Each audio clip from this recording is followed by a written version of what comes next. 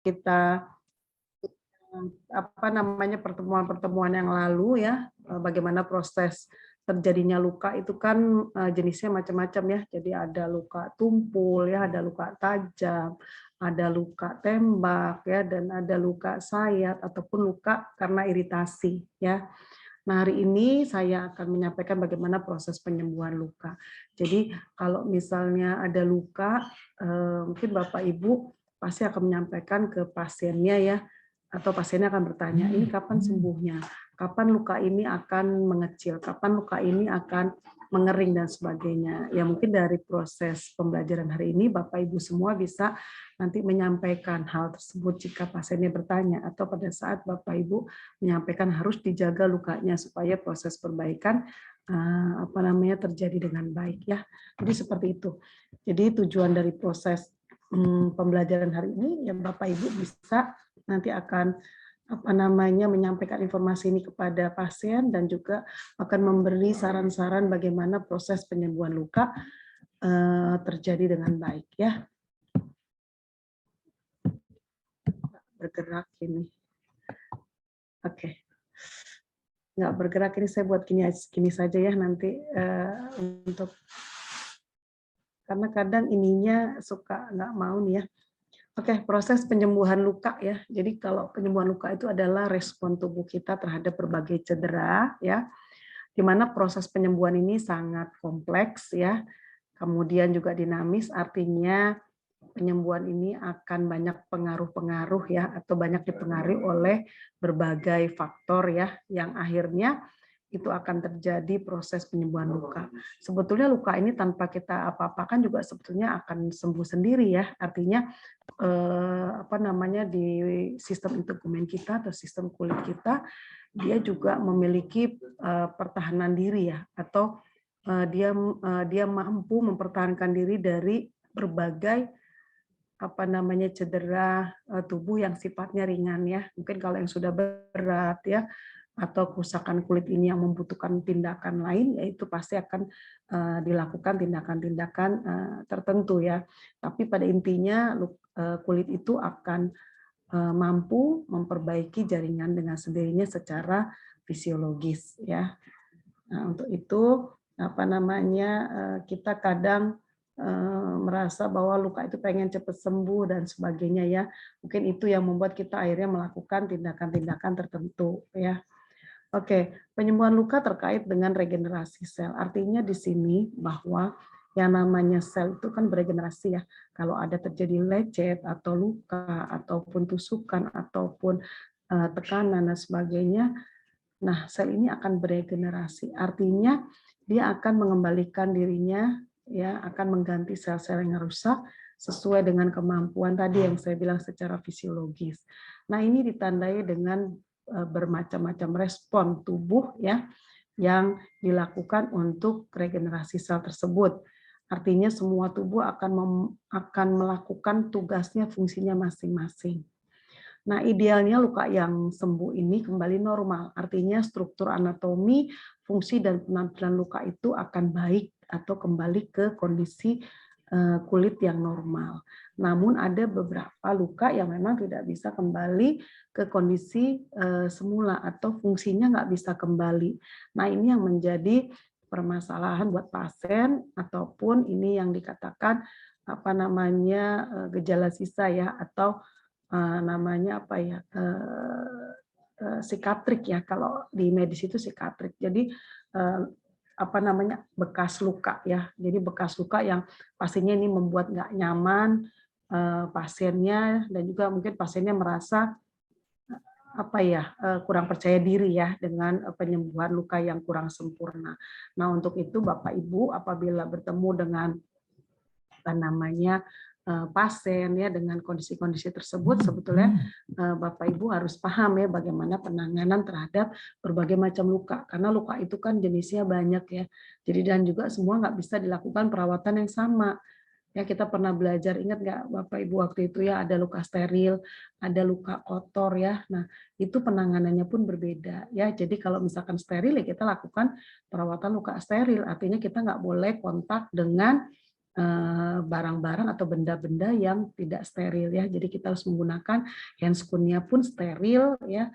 Alat-alat yang kita gunakan pun harus steril ya, dengan cara bisa diuapkan atau pakai autoclave ya, bisa juga kita rebus ya sampai kurang lebih 100 derajat Celcius ya, selama tergantung pada jenis alat tersebut. Kalau instrumennya berupa apa namanya seperti bengkok ya, atau piala ginjal yang suka digunakan oleh medis untuk membuang mungkin bekas-bekas perawatan luka ya, seperti perban ataupun kasa. Nah, itu membutuhkan waktu yang lama ya. Nah, sementara untuk bahan plastik dan sebagainya itu tidak kita gunakan menggunakan rebus. Biasanya mereka akan penguapan saja ya, dan lain-lain. Nah, kemudian kalau luka kotor misalnya, Bapak Ibu merawatnya juga harus sesuai ya. Jadi kalau luka kotor ya kita nggak perlu tindakan steril, cukup dengan tindakan bersih ya, karena luka tersebut sudah terkontaminasi. Jadi yang kita lakukan cukup dengan handscoon-nya pun handscoon bersih ya, nggak perlu steril. Nah, seperti itu. Jadi dengan begitu selain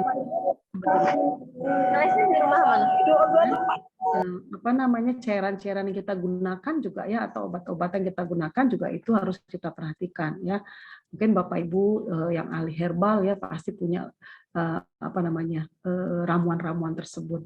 Nah, sekarang pun di medis beberapa cairan atau obat-obat untuk luka juga sudah tidak dipergunakan lagi ya, seperti gentian violet itu udah nggak boleh ya, yang berwarna ungu ya. Mungkin Bapak Ibu dulu sering melihat obat tersebut ya.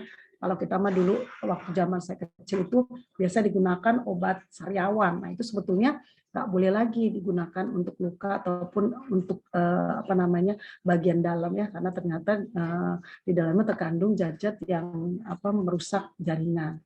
Kemudian juga seperti Revanol ya, Revanol juga sudah mulai dikurangi penggunaannya, walaupun memang masih ada, namun tidak boleh berlebihan karena itu tadi zat tadi juga bisa merusak jaringan atau mematikan jaringan, sehingga jaringan yang normal atau yang sehat itu bisa tidak tumbuh ya, ataupun pertumbuhannya terhambat. Nah, jadi itulah bagaimana kita bagaimana cara kita merawat luka. Kita juga harus paham ya dari jenis lukanya, kemudian bahan-bahan ataupun zat-zat apa yang boleh kita gunakan. Nah, itu pun harus betul-betul diperhatikan, karena jangan sampai nanti kalau salah ya berarti kita merusak kulit ya, atau struktur dari sel-sel sistem integumen tersebut. Nah, etiologi atau penyebab luka ya, saya ingatkan kembali waktu itu kita sudah pernah belajar di awal ya, yaitu adanya trauma ya, penyebab luka pertama trauma. Kemudian yang kedua di sini karena panas ya, mungkin terbakar ya, baik fisik maupun kimia. Kemudian adanya tekanan. Tekanan ini biasanya sifatnya lebam ya. Jadi kayak kita tuh kena mungkin kursi atau meja ya, atau bagian-bagian tumpul lainnya, itu akan menyebabkan terjadinya hematom atau perdarahan di bawah kulit ya, berwarna keunguan, bahkan bisa sampai kehitaman ya. Kemudian berikutnya penyebab luka bisa karena gangguan vaskuler ya, arterial dan vena. Jadi ini luka yang sampai menimbulkan gangguan pembuluh darah ya.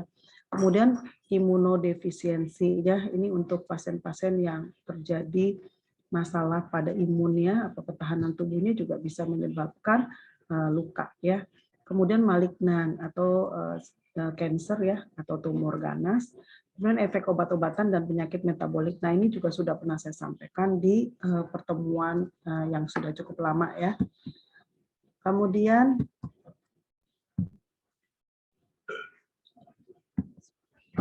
nah ini saya ingatkan kembali model luka ya, yang dulu juga pernah saya sampaikan.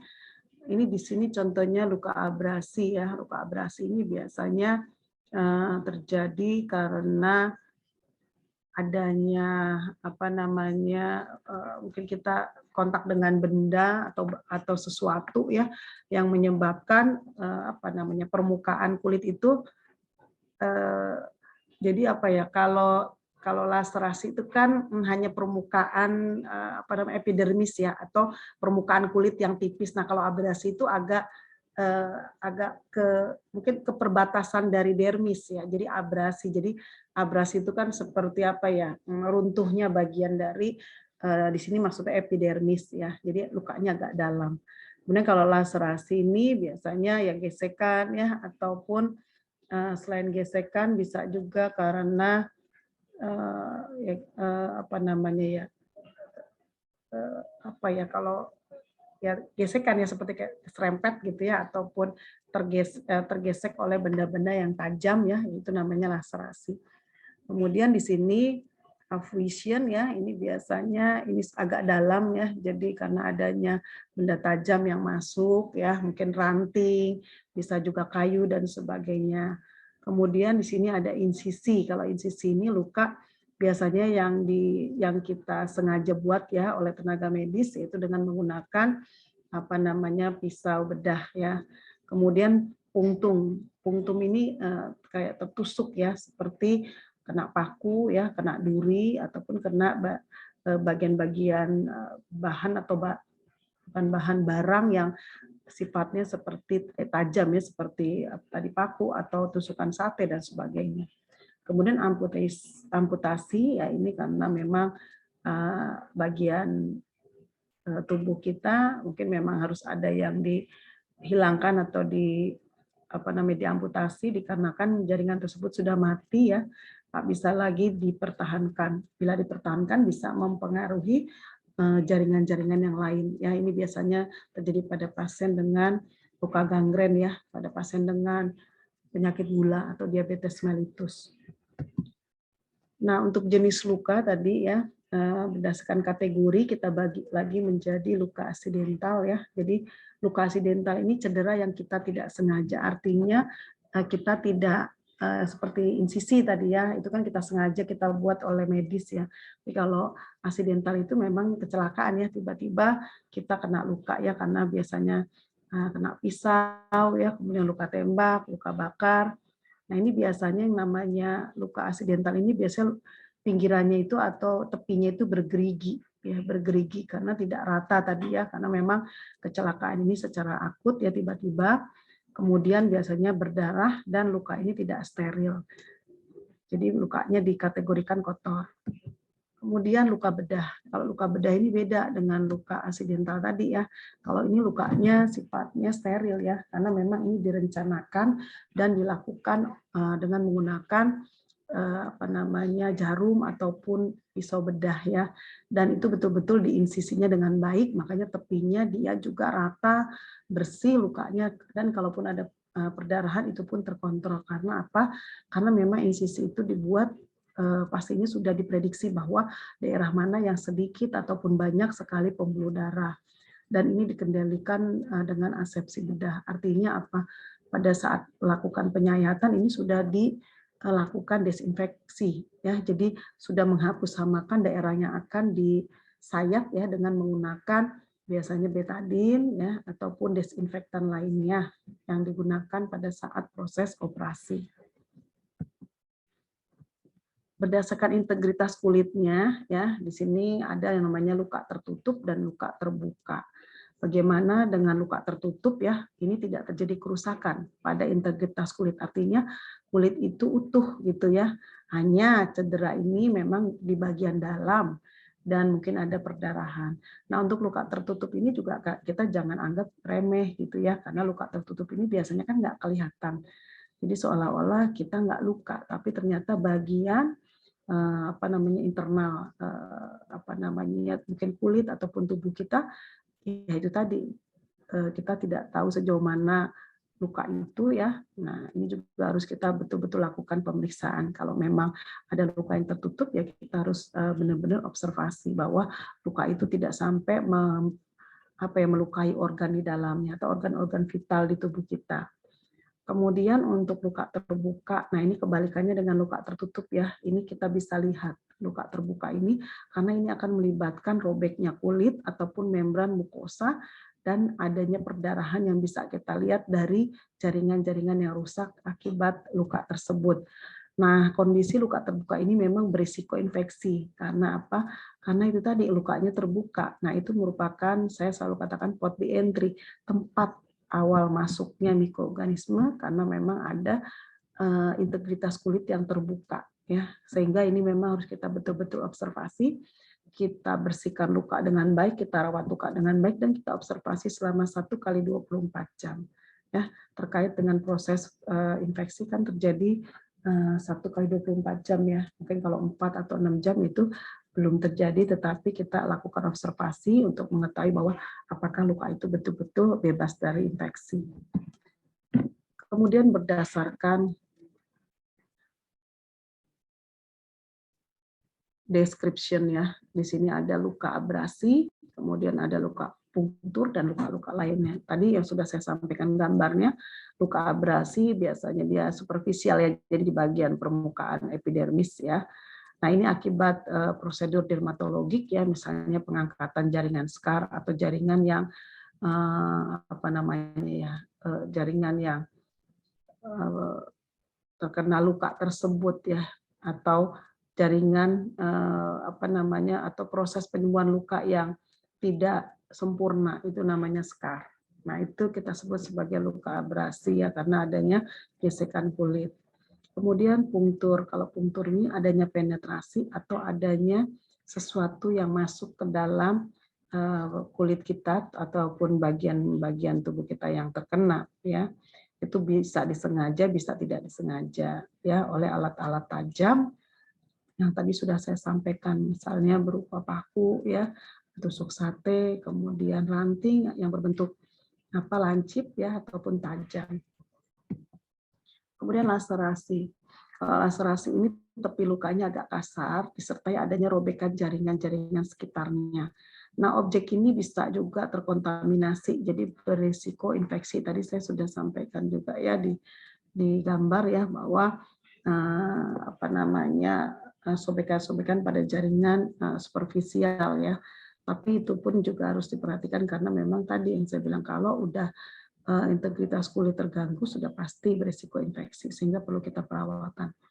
Berikutnya itu kontusio. Kontusio ini sama dengan luka tertutup, ya. Jadi perdarahannya adanya di bawah jaringan sehingga kita tidak lihat adanya perdarahan yang keluar, tapi ditunjukkan oleh adanya lebam, ya, seperti warna kemerahan ataupun warna ungu ataupun hitam, atau kita sebut sebagai luka memar. Nah, seperti ini, ya, untuk contoh abrasi, ya. Nah, seperti lukanya. Nah, ini kan luka ini kalau seperti ini kan kemungkinan tadi, ya, infeksi juga mudah masuk, ya, karena adanya jaringan yang terbuka, ya, tidak tertutup kulit sehingga masuknya bakteri ataupun kuman mudah sekali, misalnya dari debu, ya, kemudian dari tangan yang memegang, mungkin, ya, ini akan masuk. Nah, ini setelah penyembuhan, proses penyembuhan lukanya seperti ini, ya, masih ada bekas jaringan parut, ya, ataupun sikatrik, ya. Kemudian ini yang dikatakan kontusio atau luka lebam atau memar, ya. Nah, ini pun kita juga harus perhatikan, ya, biasanya dia akan terlihat dari luar ini seperti, ya, kemerahan ataupun hitam, ya. Nah, kemudian ini harus diperhatikan apakah bagian lunak di dalamnya itu apakah memang tidak nyeri ataupun nyeri. Nah, ini kita harus lakukan sedikit palpasi pada daerah tersebut, ya, dan ditanyakan ke pasiennya apakah nyeri dan seterusnya. Kemudian itu juga perlu kita lihat jaringannya apakah hanya itu saja atau sampai ke dalam, ya. Kemudian ini luka lecet, ini tadi hematoma, ya, hampir sama bentuknya dengan lebam atau memar, ya, atau kontusio tadi, ya. Jadi sebetulnya kondisinya sih hematoma, tapi penyebabnya tadi, ya, karena kontusio itu. Sebetulnya bersama, ya. Kemudian ini luka tusuk, ya. Mungkin Bapak Ibu sudah paham luka tusuk, ya. Kalau kita mau cek darah kan biasanya Bapak Ibu suka ditusuk tuh, ya, perifernya tuh, ya, darah tepinya, ya. Nah, ini seperti ini. Kemudian ini luka sobek, biasanya bentuknya lebih panjang dari luka tusuk. Nah, kemudian berikutnya ada klasifikasi luka bedah. Jadi luka bedah pun juga ada klasifikasinya, ya. Jadi ada luka bedah yang terkontaminasi, artinya kotor, ya. Kemudian ada bedah terkontaminasi dan ada kontaminasi. Nah, di sini yang pertama, kalau untuk bedah terkontaminasi biasanya luka ini melibatkan sistem pencernaan atau gastrointestinal, ya, karena gastrointestinal ini kan bagian sistem pencernaan kita, ya, yang yang menghasilkan beberapa zat-zat makanan yang dimakan oleh kita, ya. Nah, itu akan menyebabkan pada saat prosedur dilakukan pembedahan ini biasanya ada yang namanya ini tadi, ya, kondisi terkontaminasi, ya. Kemudian pernafasan dan juga sistem genitourinaria. Nah, ini juga resikonya infeksi, ya, untuk bedah terkontaminasi. Sedangkan kontaminasi ini lukanya terbuka, ya. Jadi luka terbuka, luka traumatik, atau luka dengan asepsis yang buruk. Ini tadi contohnya luka gangren, ya. Ini resikonya adalah sangat tinggi untuk infeksi. Karena apa? Karena luka ini memang sudah luka yang tadi, ya, yang memang sudah beresiko. Kalau ini kan karena sistemnya aja yang beresiko, tapi kalau ini memang jenis lukanya sudah beresiko, jadi dia lebih resiko tinggi, ya, terhadap infeksi dibandingkan luka bedah terkontaminasi. Kemudian untuk yang terakhir adalah infeksi. Ini udah jelas bahwa luka ini memang terdapat patogen atau terdapat bibit atau kuman-kuman penyakit di dalamnya. Ini biasanya disertai dengan tanda-tanda infeksi. Nah, ini juga termasuk luka gangren yang memang sudah terinfeksi, ya. Jadi biasanya jaringannya akan berwarna kehitaman, ya, kemudian mengeluarkan pus ataupun nanah yang cukup banyak, dan juga bau yang tidak sedap, serta rusaknya jaringan, ya, di jaringan luka tersebut. Nah, itu luka infeksi. Nah, ini bisa kita lihat luka bedah dan luka terinfeksi. Mungkin kalau luka bedah kita bisa lihat, ya, artinya lukanya bersih, ya. Ya, kecuali kalau dia terinfeksi baru ada timbul kemerahan dan nanah serta pembengkakan. Tapi kalau normalnya luka bedah seperti ini. Ini bedahnya bedah besar ini, ya. Jadi jahitannya pun demikian, ya. Kalau bedah estetik mungkin jahitannya tidak seperti ini, ya. Kemudian ini adalah contoh luka terinfeksi, ya. Tadi saya sudah sampaikan, dia biasanya tanda-tanda infeksi pasti ditemukan, ya. Jadi adanya pembekakan, kemerahan, ya, kemudian jaringan juga rusak, ya, bisa berwarna kehitaman serta mengeluarkan pus atau nanah seperti ini. Nah, untuk klasifikasi luka berdasarkan penyebab, ya. Jadi ada luka pembedahan atau bukan pembedahan, ya.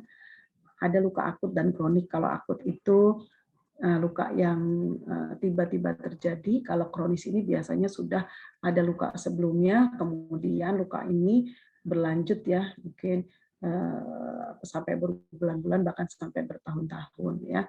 Jadi ini contohnya seperti kalau kronik itu, ya, seperti tadi gangren, kemudian eksim, ya.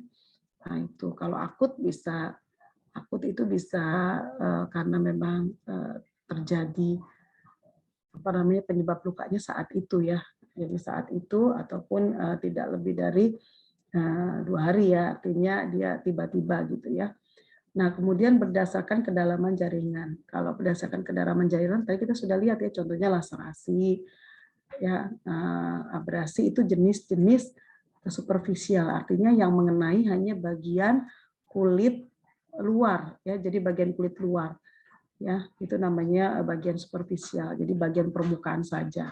Kemudian ada juga luka-luka yang sudah masuk ke dalam partial thickness atau bagian yang sudah masuk ke dalam permukaan kulit yang berikutnya, yaitu bagian dermis. Kita tahu di dalam dermis itu kan ada pembuluh darah, ya, kemudian ada kelenjar keringat, ada kelenjar lemak, ya, dan sebagainya. Ada saraf-saraf juga.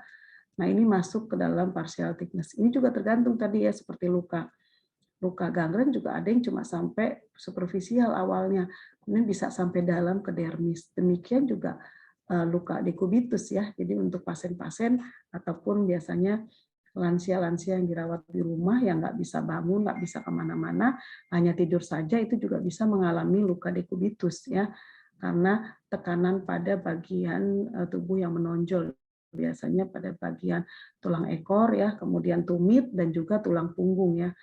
Nah, itu harus juga kita cegah ya, supaya tidak terjadi tadi luka ya, sehingga menyebabkan kedalamannya bisa sampai parsial.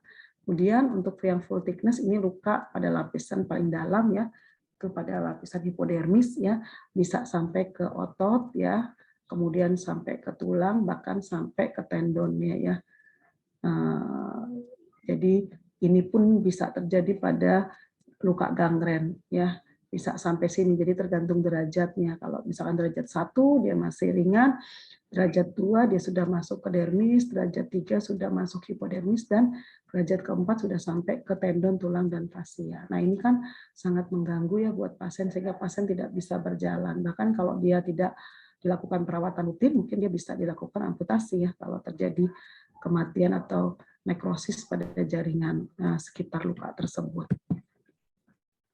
Nah, ini luka gangren yang tadi saya sampaikan, yang sudah jaringannya sudah rusak. Ya, ini biasanya berwarna kehitaman.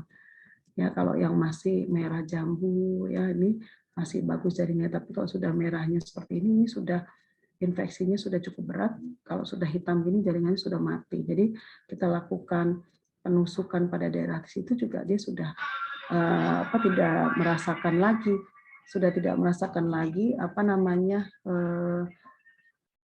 tusukan tadi yang ada di permukaan kulit kita. Kemudian itu juga disebabkan karena persarafan. Ya, persarafannya juga sudah tidak respon lagi terhadap stimulasi-stimulasi demikian. Kemudian ini sindrom Stevens-Johnson ya. Ini biasanya terjadi karena kondisi alergi ya, biasanya ini kaitannya dengan sistem imun ya. Jadi pasien biasanya alergi terhadap zat-zat tertentu, bisa dari obat-obatan ya, bisa dari parfum, bisa dari makanan dan sebagainya ya. Nah, ini cukup serius ya. Stevens Johnson ini biasanya perlu perawatan yang intensif ya. Nah, kemudian prinsip dasar penyembuhan luka. Jadi penyembuhan luka itu ya bisa kita kita lakukan secara baik ya, dan nanti hasilnya pun dia akan kembali lagi seperti sedia kala. Mungkin ada beberapa luka yang memang sudah masuk kategori sedang sampai berat, ini pastinya akan menimbulkan gejala sisa ataupun cacat ya. Nah, ini yang kadang membuat pasien tidak nyaman. Untuk itu, kita betul-betul harus memperhatikan dan tahu bagaimana tahapan-tahapan penyembuhan luka.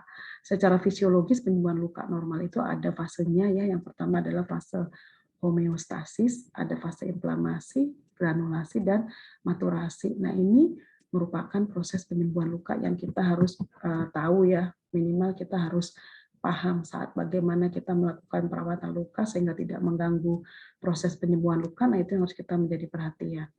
Nah, untuk tahap homeostatis ya, di sini tahap penyembuhan luka yang pertama ya, jadi di sini karena luka biasanya kan menimbulkan atau menyebabkan keluarnya darah ya. Nah, sehingga pembuluh darah ini memang harus tertutup gitu ya, atau harus kalau ada perdarahan biasanya kita langsung dep ya. Nah, tubuh pun juga demikian ya. Jadi kalau misalnya ada luka kemudian keluar perdarahan, itu pun dia punya proses penyembuhan luka sendiri, yaitu dengan tahap hemostasis ya. Jadi tahap ini tubuh menyembuhkan luka dengan tadi mendep pembuluh darah secara otomatis ya. Nah, itu nanti akan berhenti. Walaupun ada beberapa luka yang memang dibutuhkan bantuan kita untuk mendepnya, karena memang luka itu sudah termasuk kategori luka yang tadi yang saya bilang yang sudah luka sedang sampai dengan berat. Memang harus kita lakukan pemberhentian luka dengan cara kita ya, dengan tindakan yang harus kita lakukan.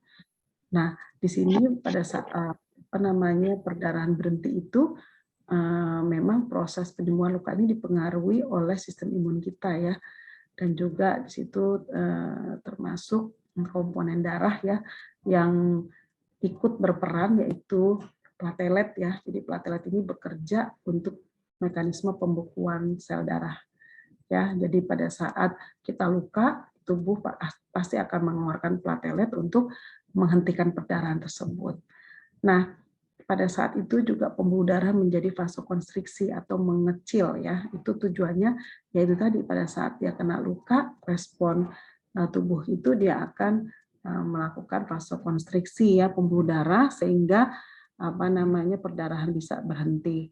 Kemudian platelet bekerja mengekspresikan substansinya ya sehingga itu akan membantu dalam proses pembekuan darah ya sehingga luka tadi tidak lagi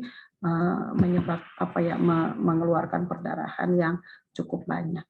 Kemudian yang kedua, ya ini terjadi pada tadi ya proses luka penyembuhan luka itu terjadi pada berbagai jenis luka ya bukan hanya luka operasi ya, tapi juga luka yang kita dapati dengan tadi tidak sengaja.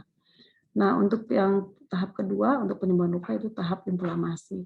Pada saat tadi luka sudah mulai mengering ya darahnya sudah mulai berkurang. Nah berikutnya adalah fase inflamasi ini terjadi pada tadi ya siklusnya dia biasanya 1 kali 24 jam, berarti hari kedua itu sudah mulai terjadi proses inflamasi, di mana daerah luka yang tadi daerah yang terkena luka tadi dia biasanya akan menampilkan warna kemerahan ya atau eritema, kemudian ada pembengkakan sekitar luka ya.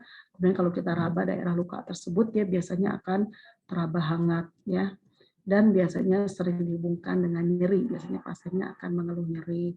Tapi ini sifatnya nyerinya bukan nyeri yang sedang ya, nyeri ringan. Nah, ini yang kita sebut sebagai rubor ya, tumor ya, kemudian color dan dolor ya, serta fungsi laisa. Jadi fungsi laisa ini nyeri yang dirasakan oleh pasien ini adalah fase inflamasi. Nah, tahap ini biasanya berlangsung sampai dengan 4 hari. Ya, jadi kalau kita kena apapun ya, Bapak Ibu mungkin pernah merasakan kena pisau dan sebagainya, itu kan cukup ya mungkin 3-4 hari ya baru merasakan penyembuhannya ya secara artinya mungkin belum sempurna, tetapi secara tadi tanda-tanda inflasi sudah mulai menurun ya, sudah mulai berkurang. Nyerinya juga sudah berkurang, kemudian tangan kita juga sudah bisa digerakkan. Nah, pada proses penyembuhan ini biasanya terjadi proses yang namanya pembersihan atau debris ya. Debris atau sisa-sisa. Jadi nanti di sekitar luka itu biasanya akan ada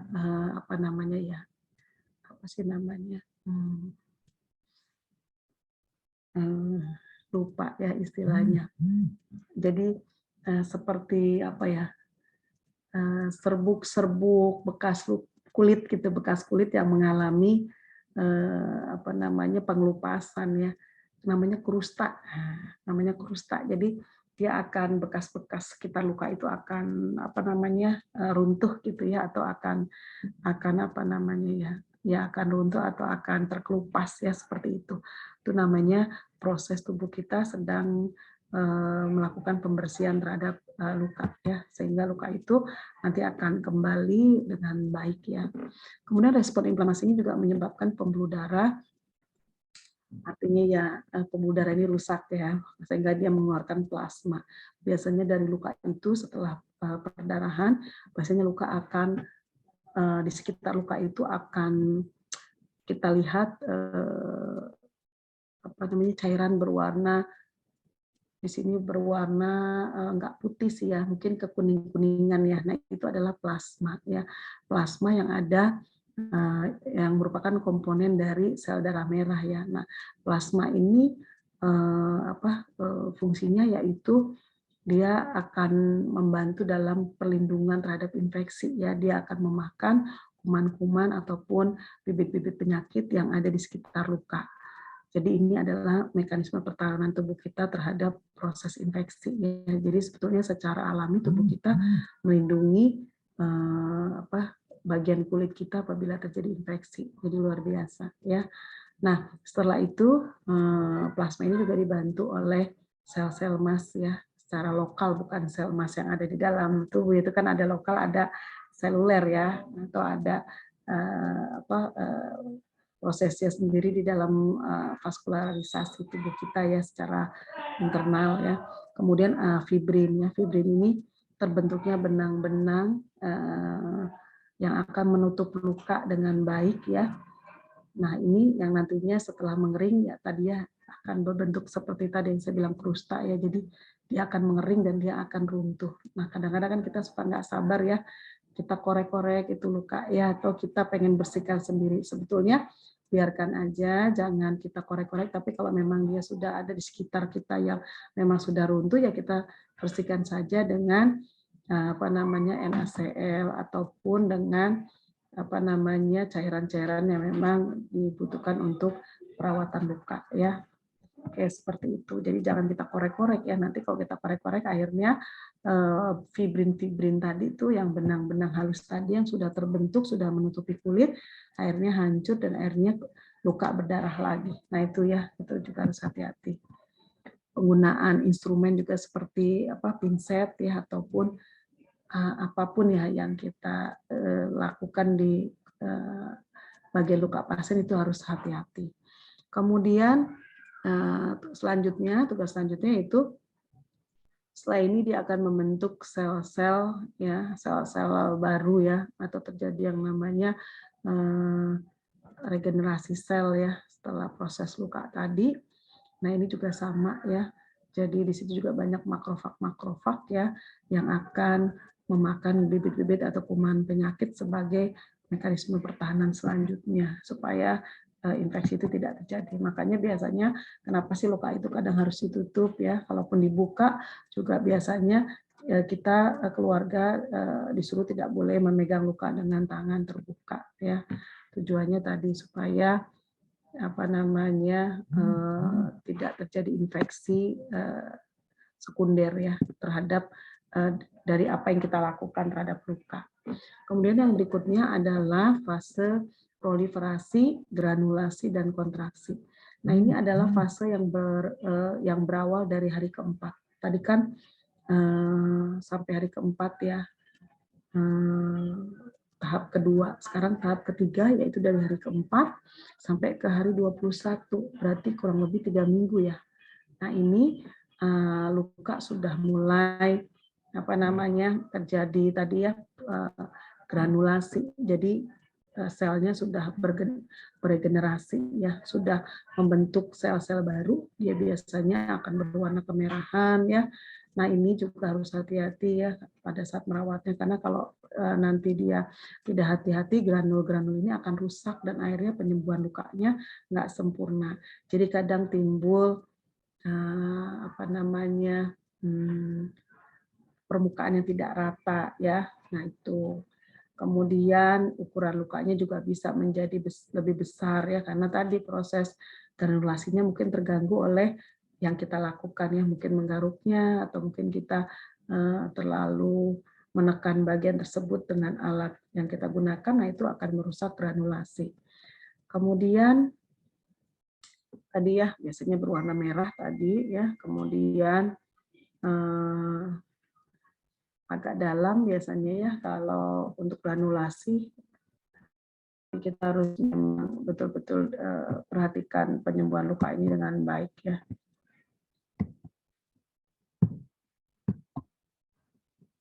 Nah, kemudian yang terakhir adalah fase remodeling atau maturasi. Nah, setelah struktur tadi penyembuhan luka ini dari fase 1 sampai fase 3 terjadi dengan baik atau kompleks ya, komplit ataupun sudah selesai, maka biasanya ada yang namanya proses finishing. Finishing itu artinya luka akan memperbaiki ya sesuai dengan bentuk aslinya gitu ya, namun walaupun tidak sesuai, paling tidak dia ada proses yang namanya remodeling. Jadi luka itu akan melakukan penyembuhan secara sendiri ya, yaitu tadi finishingnya ya. Jadi sudah mulai tertutup, kemudian sudah mulai bentuknya agak bagusan ya.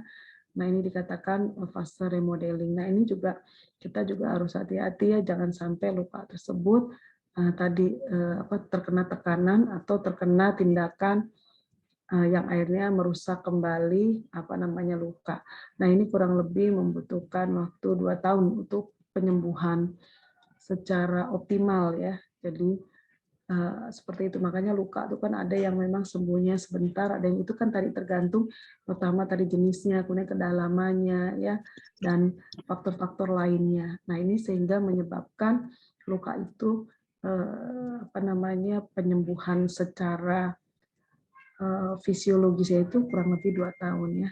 Ya bisa kita lihat kalau kita lihat luka ringan sampai luka yang berat, misalnya luka sesaria ya, nah itu kurang lebih 2 tahun, walaupun proses pengeringan di luar kelihatannya memang mungkin 3-4 minggu bahkan 2 bulan sudah kering, tapi di dalamnya proses itu masih terus berjalan sampai dengan 2 tahun untuk tadi maturasinya. Jadi betul-betul sel itu menjadi matang dan akhirnya kembali seperti sel sedia kala ya, seperti itu, atau kembali seperti normal. Nah, seperti ini ya, bisa kita lihat dari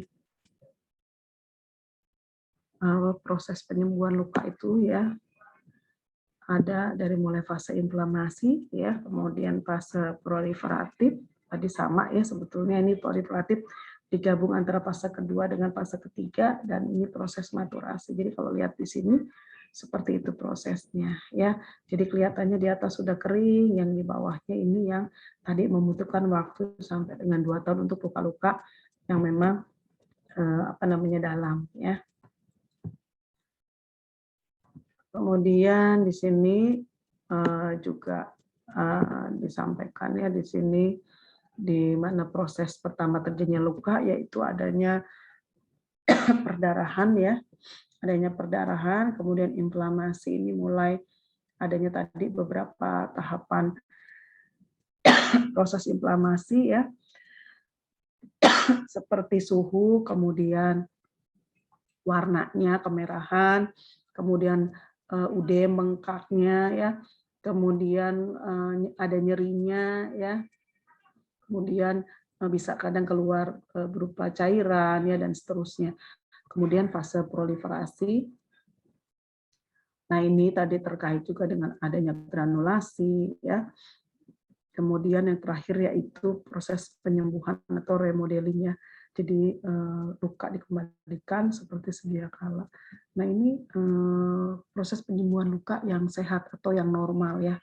Nah, nanti kita banyak temukan juga proses penyembuhan luka yang nggak normal. Itu memang banyak sekali ya, karena apa? Pertama mungkin kita tidak tahu bagaimana cara merawat lukanya ya. Artinya di sini banyak perawatan luka yang salah ya, atau tidak tepat ya. Mungkin tadi ya luka gangren tapi dirawat seperti luka biasa, atau luka operasi dirawat seperti luka lainnya, itu bisa timbul infeksi dan akhirnya proses ini yang namanya penyembuhan luka ini tidak terjadi dengan baik ya. Mungkin kalau ini kan kita lihat remodelingnya bagus ya.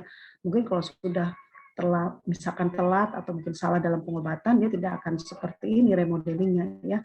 Biasanya dia gagal mencapai bentuk yang semula sehingga terjadi ya tadi kecacatan ya, mungkin penyembuhan terjadi tapi nggak bisa digerakkan ya, atau penyembuhan terjadi tapi bentuknya lain ya, atau bentuknya aneh. Nah, itu yang bisa terjadi pada penyembuhan luka.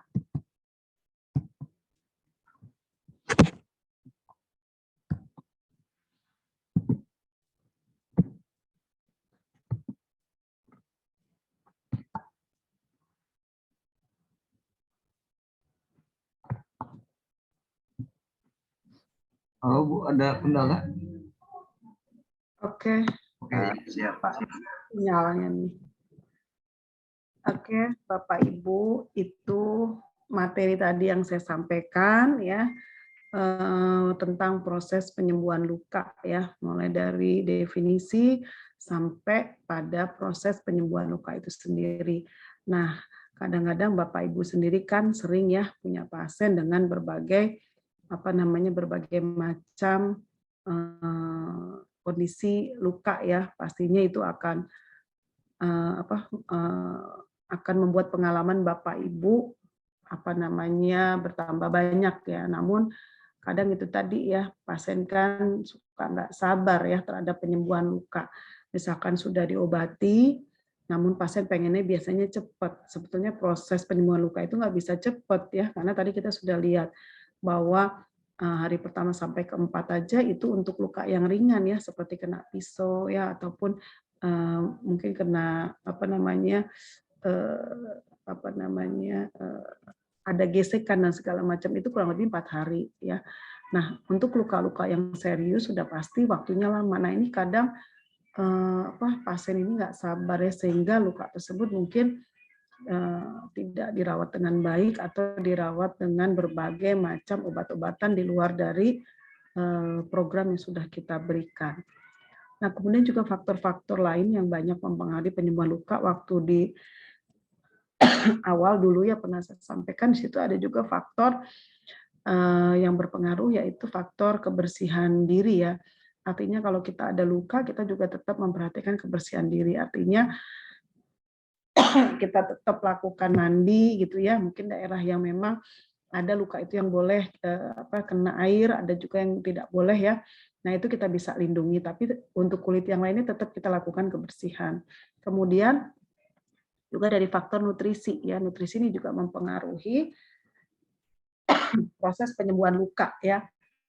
Jadi biasanya membutuhkan protein ya, kemudian juga vitamin ya, kemudian air ya, cukup cairan ini untuk proses penyembuhan luka. Nah, biasanya kalau untuk penyembuhan luka biasanya kita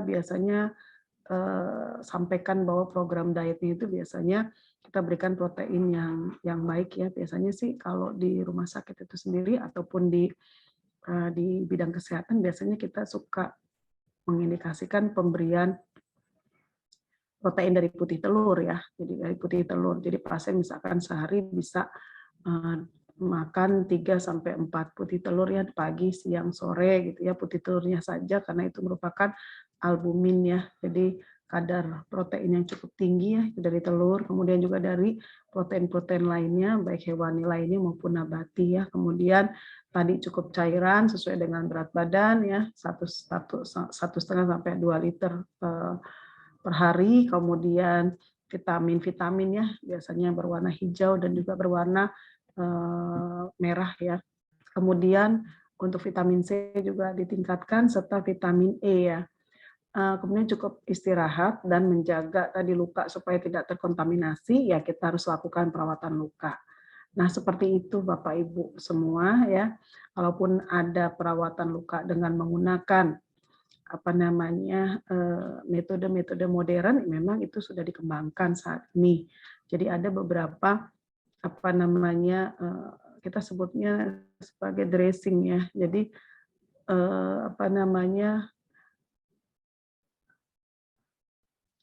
pada saat proses perawatan luka itu kan suka diberikan kasa gitu ya. Nah, kasa yang diberikan itu saat ini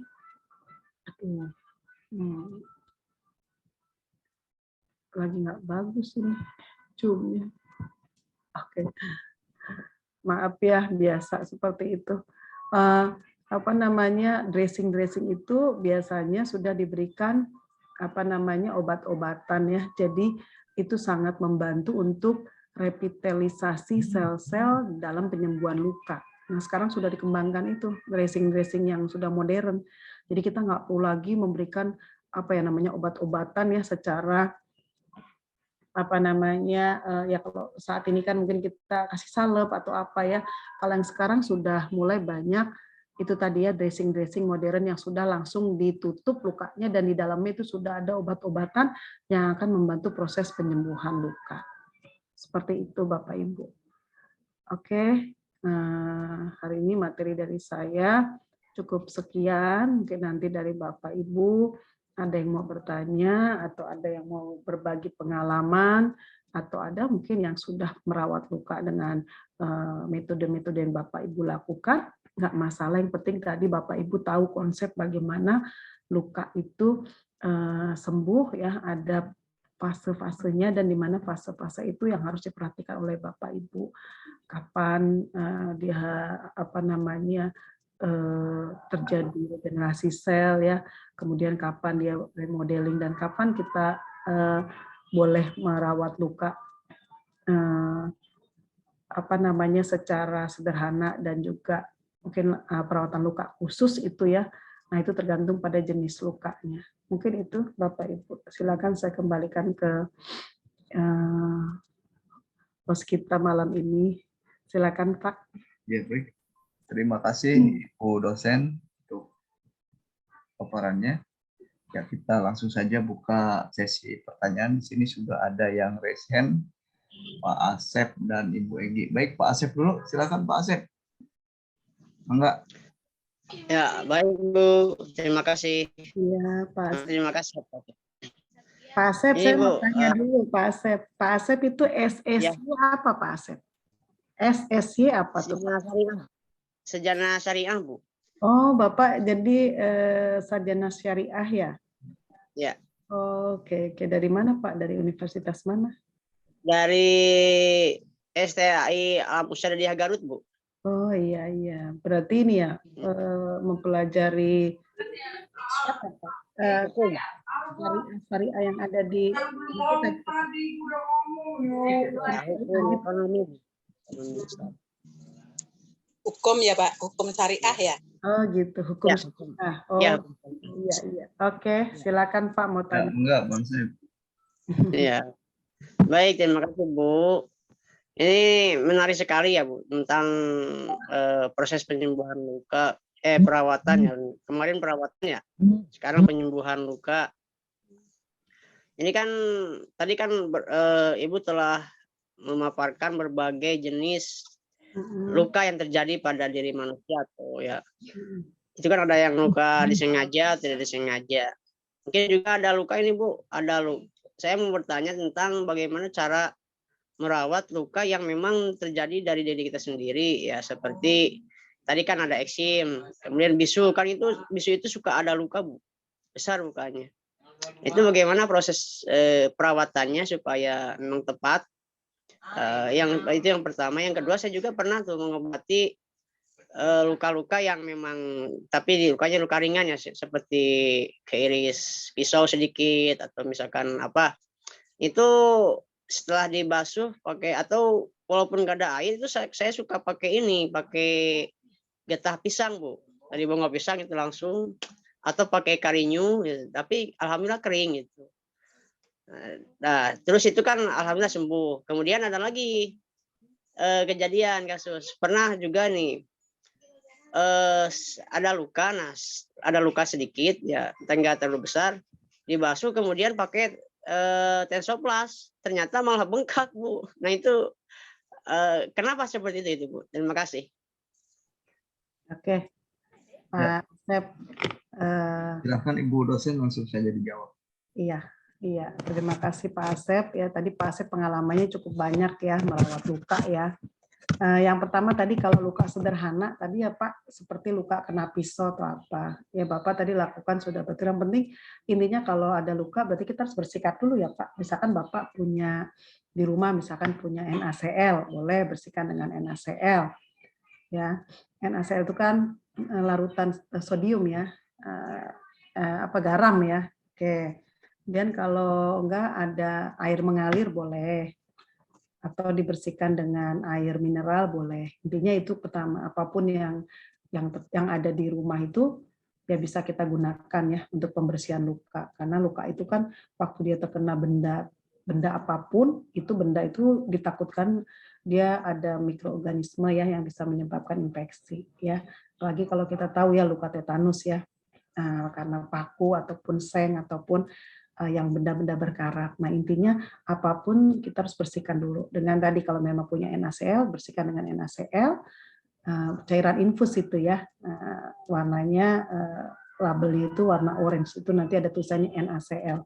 Kemudian bisa juga tadi air mengalir, bisa juga air mineral. Ya kalau memang Bapak Ibu punya obat pencuci luka lagi silakan ya. Nah memang kemarin juga di grup TOT itu Pak, ada juga yang memang menyampaikan dengan getah pisang ya. Ya saya istilahnya itu kembali kepada yang penting kepada Bapak Ibu. Jadi kalau memang kita mau menggunakan getah pisang itu betul-betul memang betul-betul ada dasarnya gitu. Jangan sampai kita menggunakan hal-hal tadi gitu ya, seperti kita pisang tadi, tapi kita tidak berdasar. Ditakutkan tadi misalnya kita kalau misalkan memotong getahnya mungkin pakai pisau yang tidak bersih atau pakai pisau yang mungkin sudah terkontaminasi, itu juga bisa menyebabkan infeksi. Jadi intinya nggak apa-apa, silakan Bapak Ibu mau pakai apapun, yang penting ada dasarnya. Ada pernah penelitian yang sudah dilakukan.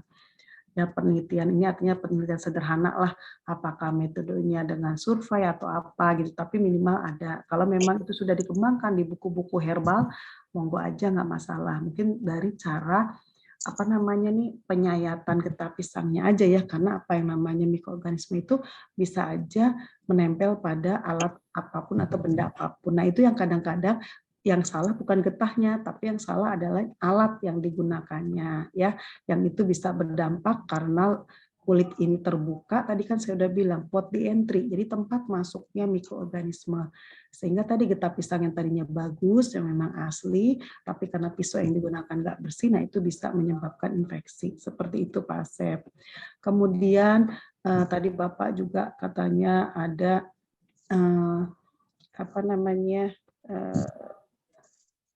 apa tadi Pak Asep? Yang luka itu bisul Bu, luka bisul. Oh iya, Itu bisa juga pakai NaCl Bu nggak? Ya, luka bisul ya, luka bisul ini atau kalau kita sebutnya abses ya Pak, abses. Luka bisul ini kan ini kan memang udah infeksi biasanya ya, karena dia biasanya merah, bengkak, nyeri, panas ya di sekitar itu. Nah itu biasanya memang di bisul ini kan pada saat cairan ini belum keluar, dia pasti akan nyeri, dia pasti akan demam ya. Jadi memang untuk kalau memang dia sudah ada pusnya atau sudah ada nanahnya, itu boleh kita keluarkan dengan cara ya kita pertama kalau misalkan ujungnya itu sudah ada cairan keluar, berarti kan sebenarnya sudah ada celah tuh Pak ya, atau sudah ada luka ya di situ. Nah itu boleh kita lakukan pemijatan secara perlahan ya, artinya kita harus keluarkan pusnya, karena kalau pusnya nggak keluar ya, nah ini yang akan berbahaya. Caranya ya Bapak pasti menggunakan handskun ya, kemudian Bapak pijitnya menggunakan kasa ya secara perlahan, kemudian di bawahnya ditaruh kalau saya itu biasanya mungkin kalau Bapak baskom kecil, kalau saya biasanya pakai bengkok namanya ya.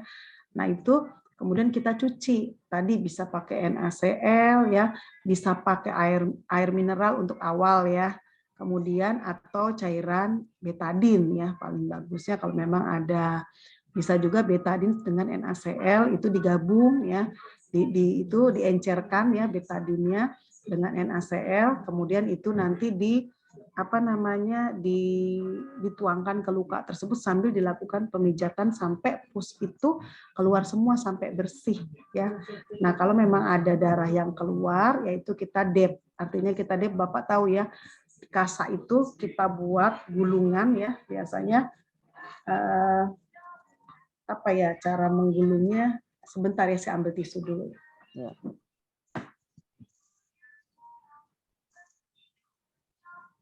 Nah, kita bisa bikin Bapak bisa bikin kasa bulat boleh ya, tapi kalau saya biasanya membuatnya dengan cara begini. Ini nanti Bapak misalkan punya kasa ya. Ini kasa ini Bapak gulung aja terus. Ini Bapak gulung ya, Bapak Ibu. Saya jangan pakai background dulu sebentar ya supaya kelihatan. No background dulu lah. Nah, jadi seperti ini Bapak Ibu ya. Nah, ini kita gulung seperti ini, ya. Seperti ini kita gulung. Ini untuk bikin kasa dep ya, kalau misalkan ada perdarahan. Kemudian ini nanti, ini kalau kasa kan fleksibel ya, kalau ini nggak, kurang fleksibel gitu ya. Nah ini ujungnya kita gulung juga. Kemudian ini kita gulung. Keduanya kita gulung, ketemu. Nah, ini nanti semuanya kita gulung, Bu. Kalau kasa nih kan enaknya kalau dari bahan ya, ini karena dari tisu, biasanya robek. Nah, ini nanti kita ambil permukaan yang tadi terbuka, terus kita gulung sampai dia nanti membentuk kayak seperti keciput atau keong. Nah, ini seperti ini. Nah ini kalau kita di medis kita diajarkan cara membuat kasa yang buat dep perdarahan. Nah ini seperti ini nanti. Jadi dia kayak ini kalau bahan kalau dari kasa bagus ya bentuknya sampai lilitan ini habis ya sampai robek tuh. Jadi dia nanti berbentuk dep ya. Jadi seperti keong. Nah seperti ini tadi ya. Jadi seperti keong. Nah ini nanti kita dep ke perdarahan tadi ya. Ke yang mengeluarkan darah tadi ya bisul tadi. Jadi setelah kita pijit dengan kasa, cara pijitnya kasa satu dengan kasa satunya kita dempetkan ya Bapak Ibu ya. Kemudian kucurkan ke bawah sambil mungkin kita perlu bantuan orang atau mungkin tangan kita satu dulu bagian atas, bagian bawah, kemudian kita kucurkan tadi itu ya bisa NaCl, bisa NaCl plus betadine. Nah itu kita kucurkan sampai luka itu betul-betul bersih. Dan nanti kalau ada perdarahan, nggak apa-apa. Mungkin awal perdarahan itu kan masih bercampur dengan pus atau nanah. Itu biarkan saja dia sampai keluar. Dan setelah itu baru kita dep supaya perdarahannya tidak terus-menerus ya. Setelah kita dep, baru nanti sampai betul-betul berhenti ya. Kalau misalkan masih keluar darah, kita jangan stop dulu. Kita dep dulu ya sambil pasiennya kalau memang mau minum, berikan minum ya. Takutnya dia dehidrasi karena kita keluarkan beberapa cairan ya. Setelah itu baru setelah benar-benar kering baru kita lakukan penutupan luka ya dengan kasa ya ataupun dengan ada obat-obat tertentu misalnya Bapak Ibu gunakan ya tergantung obatnya apa, mungkin Pak Asep punya resep herbalnya dan sebagainya ya. Kalau kalau di medis kan biasanya diberikan salep ya khusus untuk salep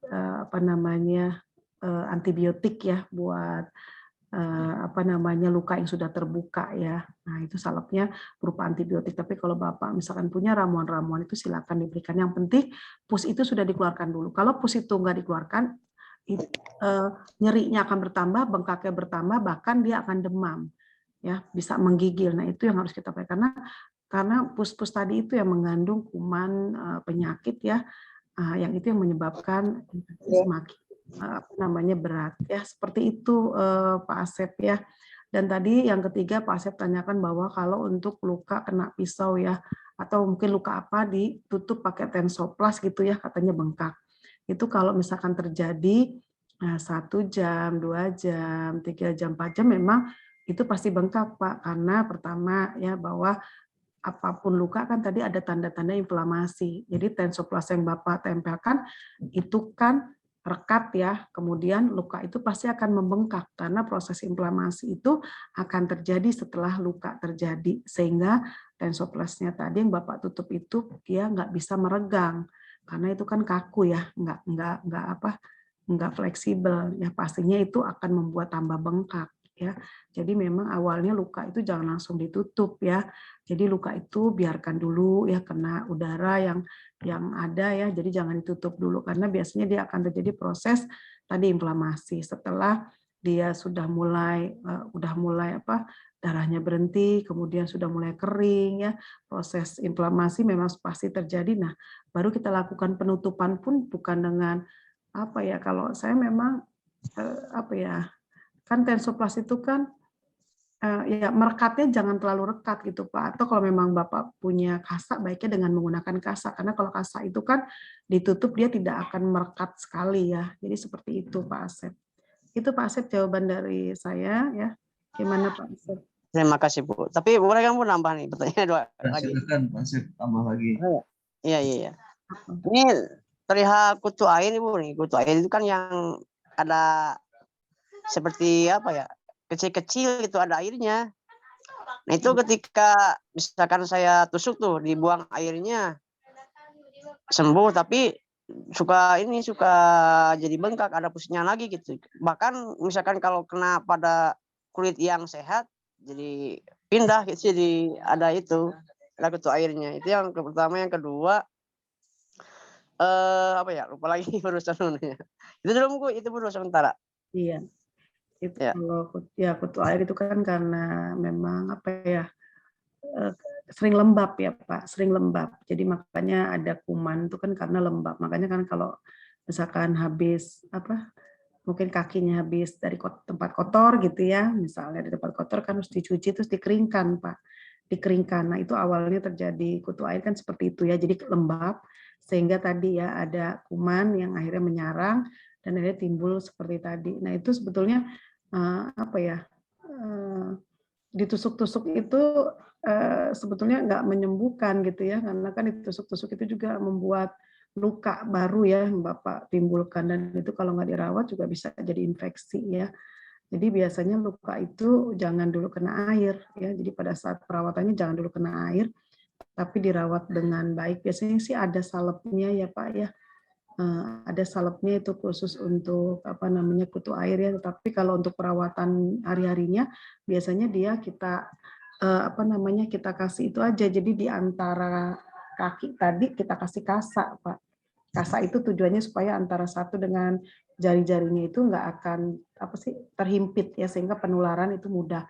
Jadi kita pakai kasa di antara itu ya, kemudian kita bersihkan dengan biasanya kami sih dengan betadine ya Pak ya, dengan betadine, kemudian biasanya kami ada salep ya untuk itu. Tapi kalau memang Bapak punya ramuannya nggak apa-apa. Cuma tadi pada saat dia beraktivitas harus dikasih celah pakai apa tuh kasa, mungkin potongan kasa kita buat jangan tebal-tebal gitu. Yang penting memisahkan jari-jari ini berhimpit. Jadi itu tujuannya, karena takutnya ya tadi ya penularan dari yang normal kemudian ke celah yang tadi sakit ya, yang tadi sakit ke celah yang normal, akhirnya yang normal atau yang tidak ini jadi tertular, karena memang itu penularannya kan dari cairan yang apa tuh namanya yang timbul ya, yang pecah tadi.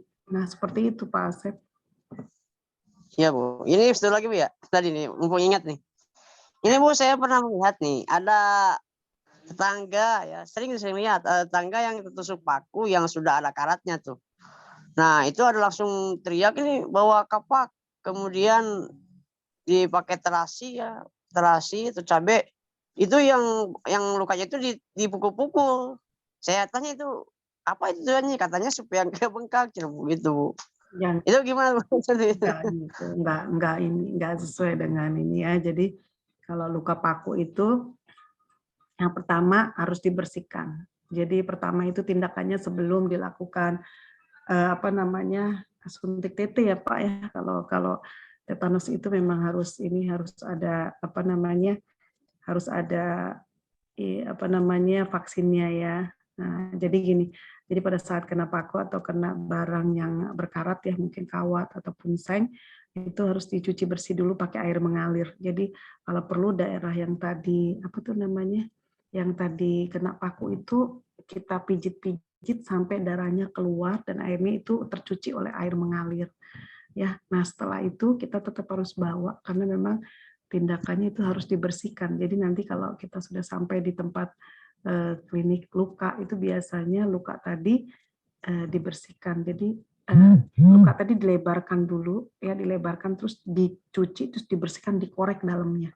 Karena apa? Karena itu tadi tetanus kan akan menyerang tadi ya di bagian dalam tadi apa yang bekas tusukan paku ataupun apa namanya kawat yang sudah terkontaminasi ya. Jadi kita betul-betul harus luka itu harus dilebarkan sedikit ya menggunakan apa namanya alat-alat medis, kemudian dikorek ya, dibersihkan sampai sudah bersih, kemudian luka itu diberikan apa namanya desinfektan ya supaya tidak terjadi infeksi, dan biasanya dilakukan vaksin TT Pak. Tetanus toksoid ya, kita berikan vaksin TT itu nanti akan berlangsung sampai 2 tahun. Jadi kalau misalkan Bapak dilakukan imunisasi TT itu atau vaksin TT ya disuntikan, itu bertahan sampai 2 tahun. Jadi kalau misalkan Bapak suatu ketika kena lagi, nah itu dia nggak perlu lagi suntik TT, dia sudah punya kekebalan buatan dari vaksin tersebut. Jadi itu kalau kita ada yang kena di rumah itu kita lakukan pembersihan dulu Pak. Ya kalau perlu tadi kita pijit-pijit sampai keluar darah, kita bersihkan pakai air mengalir. Saat terjadinya setelah itu baru kita bawa ke dokter ya, ataupun kalau Bapak panik atau apa ya langsung aja dibawa ke klinik ya, karena di situ akan ada perawat yang melakukan namanya debridement ya. Jadi apa dibersihkan dalamnya itu sampai bersih baru dilakukan suntik TT atau vaksin TT. Seperti itu ya Pak Asep. Ya, Bu. Terima kasih, Bu. Dan Bu Egi. Ya, assalamualaikum warahmatullahi wabarakatuh. Terima kasih Bu dosen. Saya mau bertanya tentang ini pengalaman juga ya terhadap diri saya juga. Terkena luka terkena air panas gitu ya. Kalau terluka air panas waktu itu pernah juga kayak seperti Pak Asep itu ada mendadak dikasih terus dibalurin sama pisang itu. Pisang dibuka kulitnya sama isi-isinya juga ditempelin. Pertolongan pertama katanya nanti lukanya kering gitu. Tapi ternyata ada benarnya juga. Terus akhirnya kan itu panas dingin juga ya. Terus akhirnya dikasih apa namanya katanya ada yang bilang odol, Pepsodent, ya udah itu malah tambah dingin. Aduh tambah nggak enak panas. Dinginnya dingin panas. Nah, itu pertama ya luka tersiram air panas. Nah, kedua ada tetangga ini ya pasien saya juga terkena minyak panas. Itu minyak panas kenapa akhirnya merusak kulit gitu. Jadi organ jaringan-jaringannya jadi keriput, jadi membentuk kayak keloid gitu. Jadi merubah aslinya udah rusak gitu jadinya. Jaringan-jaringan akhirnya rusak. Itu luka terkena siraman minyak panas. Nah, yang ini lagi ada luka bakar karena waktu itu nggak tahu gimana ada ya pasien juga ya, klien gitu ya, yang ininya terkena waktu saat membakar, jadi kayak apa bakaran gitu loh Bu, bakar sate apa bakar apa, terus dia terkena. Nah itu lukanya juga agak lama ya. Gitu. Nah yang keempat ada adik saya luka itu karena dia tabrakan jatuh dari motor, padahal jatuhnya cuma sebentar sedikit gitu ya, tapi merusak organ di tangannya. Akhirnya tangannya itu dioperasi sampai 2 kali, akhirnya jadi kena perusakan juga estetika ya. Jadi sampai sekarang itu jadinya udah nggak seperti kita lagi, jadi rusak bentuknya jelek gitu. Terus ada otot yang keluar. Jadi urat otot yang keluar, jadi kalau narik itu sakit. Jadi kalau bergerak itu sakit. Jadi nggak bisa digunakan tangan itu gitu. Jadi ada sesuatu yang terputus apa gimana, padahal dia udah dioperasi sampai 2 kali. Itu gimana ya saya? Mohon terima kasih Bu dosen. Ada 4 ya Bu dosen. Monggo dijawab Bu dosen. Ya mohon jawabannya. Ada 4 terkena siraman air panas. Apakah benar harus pakai pisang itu sama kayak Pak Asep tadi? Nah, terus kedua terkena siraman air panas kenapa merusak juga organ-organ yang ada di yang siraman air panas itu gitu. Jadi cacat gitu ya. Jaringan-jaringannya tidak kembali gitu, jadi rusak gitu. Nah, yang keempat luka bakar. Luka bakar karena sedang membakar-bakar. Biasa kan kalau ini ada acara-acara bakar-bakaran, nah itu jadi terkena, jadi ngerusak juga, itu butuh waktu proses yang panjang juga luka bakarnya. Terus keempat itu karena kecelakaan yang tidak disengaja itu kan ya. Padahal kecelakaannya itu nggak parah, cuman kena tangannya doang tergores gitu. Nah itu rusak, soalnya agak deket nadi, soalnya di sini jaringan yang kanan lagi. Gitu. Itu sampai sekarang jadi ototnya itu rusak. Jadi kalau digerak-gerakin sakit. Mohon Bu petunjuknya. Terima kasih. Ya, tolong dibuka mikrofonnya Ibu. Ya, jadi Bu Egi, luka bakar apapun itu semua sama ya, artinya mau kena bakar apa itu semua sama, luka bakar intinya ya. Nah itu penanganannya tergantung Bu, jadi kita juga nggak bisa kayak Ibu nanganin yang berat-berat juga nggak bisa, itu berbahaya, takutnya nanti akhirnya timbul cacat yang akhirnya pasiennya bukannya merasa nyaman, bukan senang, tapi dia mungkin protes ya, atau dia nanti malah menyangkanya Ibu Egi malpraktik gitu ya. Jadi intinya itu ada derajat-derajatnya, ada derajat 1, derajat 2 dan seterusnya ya. Nah, untuk luka bakar itu sendiri kalau derajat 1 itu seperti kita kena apa tuh namanya percikan minyak ya, percikan minyak, atau kita mungkin kena uapnya air panas, itu derajat 1, Bu. Nah, kalau udah derajat 2, derajat 3 seterusnya itu berarti melebihi dari percikan api ataupun percikan minyak ataupun uap ya.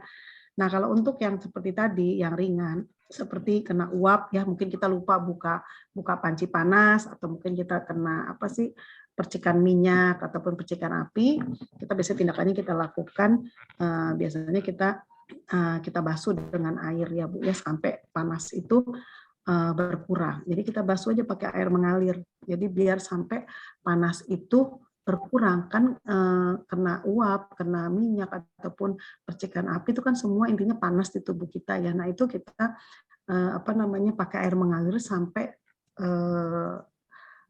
daerah yang kena tadi sampai betul-betul tidak panas lagi.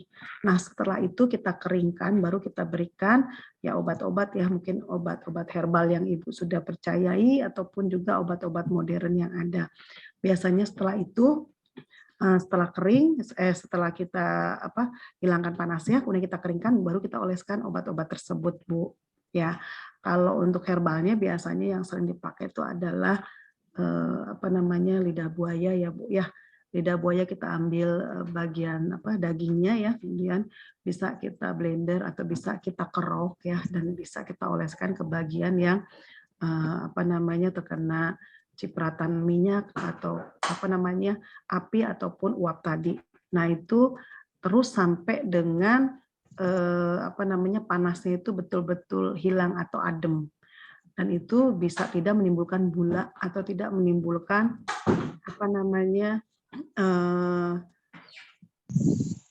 istilahnya kalau itu, kalau saya kan bula ya, kalau bahasa ininya Keloid, Bu. bukan keloid. Jadi bula itu yang isinya air, jadi Melepuh. Melepuh. Iya, jadi nggak terjadi itu. Sederhananya kalau melepuh diapain tuh, Bu? Kan kalau kita tusuk juga perih. Dengerin dulu. Jadi kalau udah Ibu kasih lidah buaya, itu dia tidak akan terjadi lepuh. Nah, kalau lepuh berarti, nah itu jangan ditusuk-tusuk, jangan ya, itu nanti bisa infeksi. Jadi biarkan aja dia nanti pun akan pecah merembas sendiri ya. Seperti itu Bu Egi. Tapi biasanya kalau sudah dikasih lidah buaya, dia tidak akan jadi lepuh, nggak akan ada bula. Dia nggak akan melendung gitu, ada isi air tuh nggak akan begitu. Jadi dia tetap akan, warnanya tetap merah, kemudian dia akan menghitam, tapi dia tetap kering. Itu. Kemudian kalau di medis, hari berikutnya, hari kedua, dia biasanya untuk penyembuhannya, biasanya kalau saya sih pribadi pakai lidah buaya aja sih ya. Tapi kalau misalnya dia nggak suka lidah buaya, mungkin setelah lidah buaya itu diberikan pada hari pertama ya, sampai biasanya saya berkali-kali sampai benar-benar udah nggak panas, udah nggak ada lepuh, baru besoknya saya berikan bioplasenton ya. Itu. Tapi kalau memang Ibu nggak mau pakai bioplasenton, bisa kok pakai lidah buaya aja, dia akan akan bersih, nggak ada berwarna hitam. Nah, kalau tadi yang Ibu katakan sampai keloid, itu memang sudah luka bakar yang derajatnya sudah lebih berat, Bu. Misalkan derajat 3 ya. Apalagi sampai gangguan tulang itu sampai ke tulang, sampai ke otot ya. Sampai ke tendon itu sudah derajat 4. Jadi itu memang luka bakarnya sudah serius, akan menimbulkan kontraktur, kekakuan pada otot-otot ya, atau tendon ya Bu ya. Karena apa? Karena tadi luka bakar tadi kan menyebabkan otot ataupun otot-otot ataupun tendon-tendon di situ kan akan mengalami vasokonstriksi ya, karena adanya luka bakar.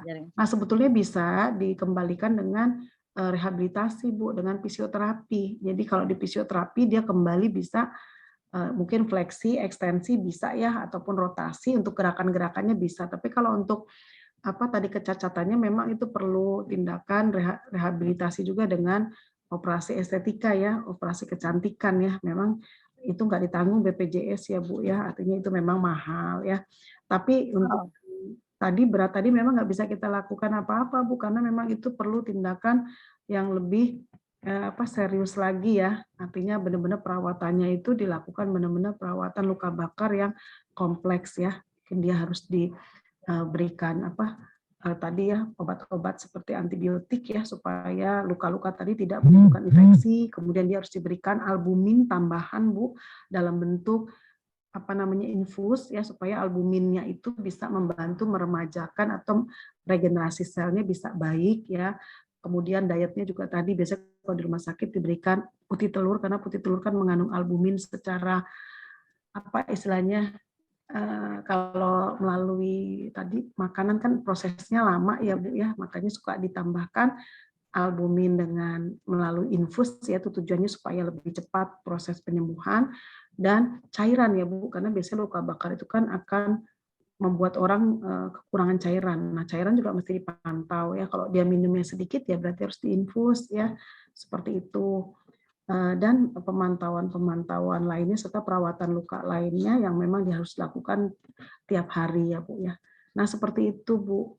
Jadi kalau untuk yang kita di rumah ya, kalau yang cuma panas tadi kena ya air panas yang sifatnya cuma bagian permukaan kulit ya, epidermis ya itu pertama kita itu dulu aja Bu, kita basuh dengan air mengalir sampai betul-betul dingin. Nah, tujuannya itu aja sebetulnya odol ataupun tadi lidah buaya pun tujuannya supaya mendinginkan gitu ya, tapi sebelum pakai lidah buaya tadi ya, kalau odol tidak disarankan ya, karena kalau odol itu kan nanti akhirnya kotor di kulit ya Bu ya. Nah, di kotor di kulit akhirnya nempel debu atau akhirnya nanti kulitnya jadi infeksi ya. Jadi lebih baik tadi ya dialirkan pakai air mengalir sampai dia merasa sudah tidak panas. Nah, setelah itu baru kalau saya biasanya pakai lidah buaya ya.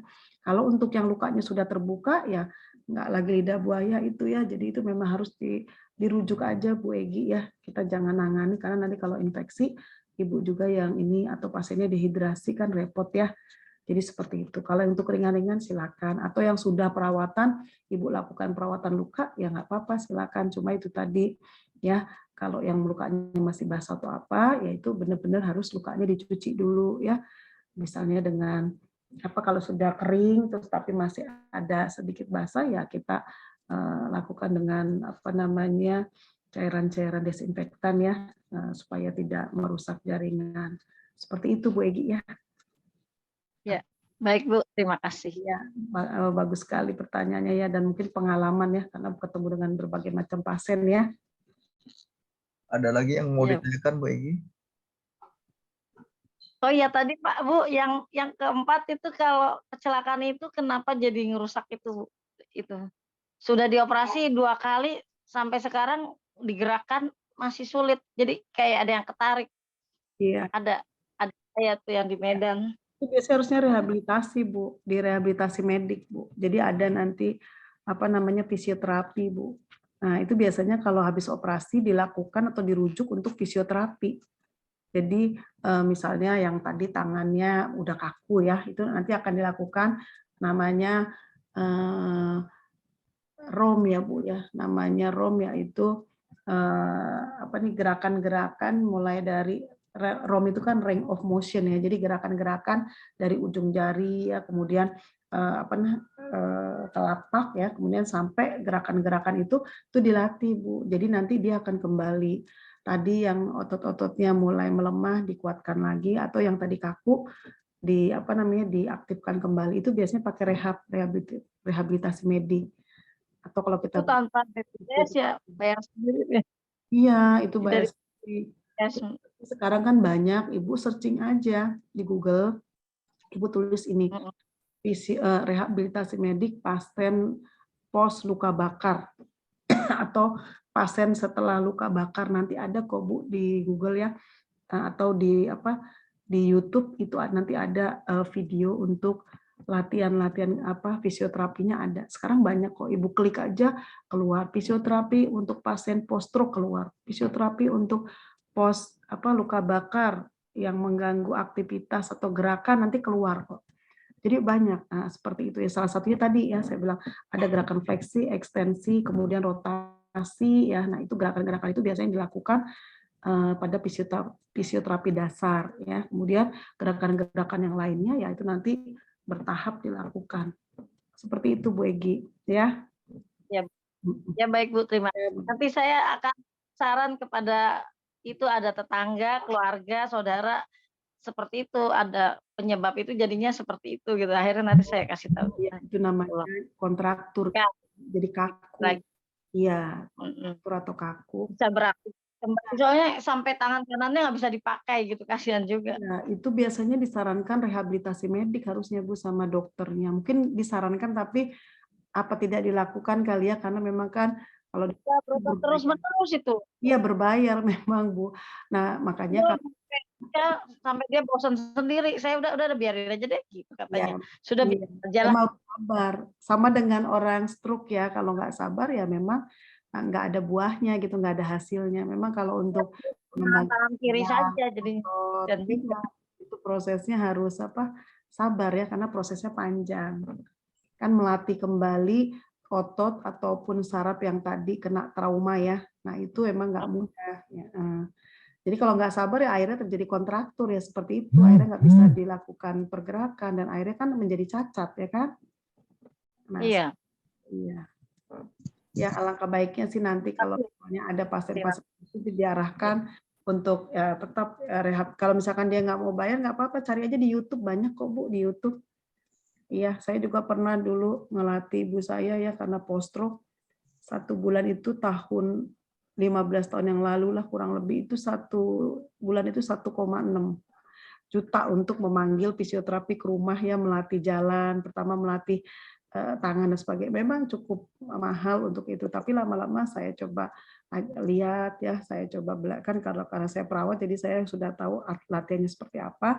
Akhirnya ya saya ajarkan orang yang merawatnya itu dan akhirnya ya udah terbebas dari rehab itu tadi ya. Jadi Ibu nanti bisa aja di searching, itu nanti banyak kok latihan-latihan dasar untuk rehabilitasi medisnya ya pasien pasca luka bakar.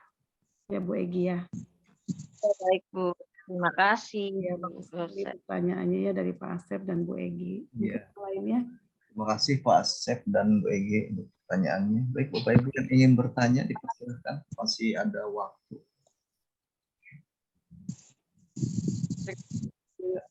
Ibu Siti, ya silakan Ibu Siti. Oh Pak Samsul ya. Oke, baik silakan Pak Samsul. Ya, monggo Pak. Assalamualaikum warahmatullahi wabarakatuh. Waalaikumsalam warahmatullahi wabarakatuh. Silakan. Terima kasih. Ada 4 pertanyaan tapi satu persatu aja lah biar nggak lupa. Ya, monggo Pak. Yang pertama, mengapa luka pada penderita diabetes mellitus itu susah sembuh? Itu saja Bu sebentar. Ya, silakan Ibu. Jadi kalau mungkin kita tahu ya bahwa kondisi pasien dengan diabetes mellitus atau pasien dengan penyakit gula ya, kondisi secara diagnostik ini kan mengalami hiperglikemi ya. Jadi kadar gula di dalam darahnya meningkat ya, Bapak. Yang seharusnya kalau kondisi normal itu gula darah di dalam darah itu, gula di dalam darah itu harusnya kan bisa diangkut ya, bisa diangkut ke sel ya untuk digunakan sebagai sumber energi ya, supaya kita bisa bergerak, supaya kita bisa melakukan aktivitas. Namun karena kadar insulin tidak mencukupi ya atau berkurang ya, sehingga tidak ada yang mengantar gula tersebut ke dalam sel. Jadi dia berada di dalam aliran darah. Nah, kondisi ini yang membuat menjadi hiperglikemi. Nah, hiperglikemi ini menyebabkan kekentalan dari darah itu kan akan meningkat ya. Nah, dengan begitu aliran darah menjadi lambat ya, dan akhirnya sampai pada bagian-bagian perifer tubuh kita yang mengalami pelambatan dan akhirnya bisa timbul sumbatan-sumbatan kecil ya pada pembuluh perifer. Nah, itu yang akhirnya membuat bagian-bagian perifer tidak teraliri cukup aliran darah yang baik ya, sehingga benda tersebut akhirnya mengalami kekurangan ya, baik zat makanan ya, baik oksigen dan sebagainya, dan akhirnya daerah tersebut mungkin tadi pencetusnya kena mungkin lecet atau bla bla bla sebagainya yang bisa menyebabkan timbulnya luka dan akhirnya timbulnya yang namanya gangren itu. Nah, gangren itu nggak bisa sembuh-sembuh dikarenakan tadi ya, kalau kita bahasa sederhananya itu namanya gula basah ya istilahnya ya. Jadi karena kadar gula darahnya dalam darah itu tinggi sehingga luka itu nggak bisa sembuh ya. Jadi akhirnya dia memborok yang akhirnya dia sampai pada bagian-bagian dari kulit ya, lapisannya mulai dari epidermis, dermis, hipodermis sampai ke fascia maupun tulang itu mengalami kerusakan. Nah, itu yang dikatakan gangren. Ya Pak Samsul ya. Oke. Pertanyaan selanjutnya Pak. Yang kedua, ini kadang-kadang masyarakat itu ini ada beberapa pendapat. Ini menurut pengobatan konvensional, ini mitos atau fakta. Ketika luka, terutama bisul, kita dilarang untuk memakan telur dan ikan. Iya. Gini Pak, tadi apa Pak? Fakta Atau mitos. Ya, jadi sebetulnya enggak ya Pak ya, itu mah mitos ya Pak ya. Karena kan kita lihat gini, mungkin Pak, emang bisul itu kan ada faktor imunitas ya, alergi ya Pak ya. Kemungkinan kalau makan telur tadi itu makan yang putihnya aja, jangan kuningnya. Karena kadang kuningnya itu menimbulkan alergi. Ya, kuning itu menimbulkan alergi pada beberapa orang. Jadi kalau makan telur ya putihnya aja. Kemudian nggak boleh makan apa lagi Pak? Ikan gitu ya? Ikan. Ya, mungkin tadi ikan ya. Ikan itu sebetulnya tadi ya, ikan juga kan ada beberapa ikan yang menimbulkan alergi ya. Jadi cari ikan-ikan yang aman aja. Ikan yang aman Ikan biasanya gabus. ikan-ikan gabus yang proteinnya tinggi ya, lele ya. Jadi jangan ikan tongkol, ikan kembung ya, itu yang resiko alerginya tinggi. Nah, jadi itu Pak. Jadi kalau menurut saya sih mitos ya. Nah, hanya diperhatikan aja tadi kalau telur ya mungkin memang dari kuningnya bisa menyebabkan alergi, jadi makan putihnya aja. Karena bisul itu kan bukan penyebabnya bukan karena tadi ya telur itu ya dan sebagainya, tapi alergi itu bisa meningkatkan atau menyebabkan jadi tambah tidak nyaman ya, mungkin bisul tadi bisa gatal dan akhirnya bisa terjadi infeksi dan seterusnya. Gitu Pak Samsul. Oke, selanjutnya yang ketiga Ibu. Iya, silakan. Itu menyambung dari Pak Asep, temanya bisul. Itu ada beberapa hal ya, bisul itu selalu berulang-ulang di tempat yang sama. Sembuh nanti kambuh, sembuh kambuh. Ini kira-kira mohon pencerahannya apa penyebabnya dan bagaimana cara mengatasi. Sebetulnya kan ada faktor-faktor Pak yang menyebabkan penyakit itu bisa timbul atau berulang ya Pak. Yang pertama adalah kebersihan diri sih sebetulnya itu ya, kebersihan diri, kemudian faktor dari gizi ya, kita pertahankan imunitas kita tetap baik ya, itu yang akan mempengaruhi kesehatan.